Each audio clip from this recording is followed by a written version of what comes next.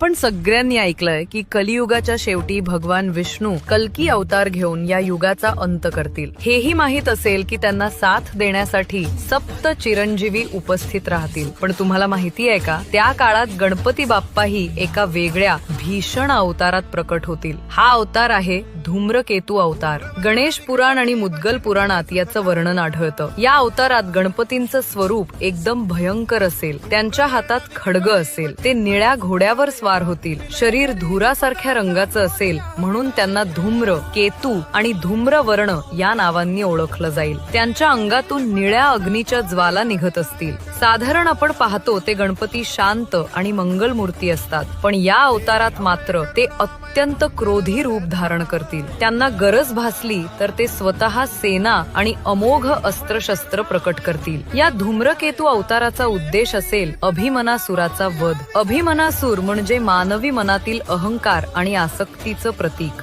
जेव्हा हा अहंकार शिगेला पोहोचेल तेव्हा बाप्पा स्वतः त्याचा नाश करतील. कलियुग संपून सत्ययुग सुरू झाल्यावर गणपती पुन्हा ऋषींना वेदांचं ज्ञान देतील आणि आपल्या परमधामात परततील. या अवतारातून बाप्पा आपल्याला एक मोठा धडा देतात. अहंकार आणि मोह या गुणांनी मनुष्याचा नाश होतो, म्हणून आत्तापासूनच त्यापासून सावध राहा.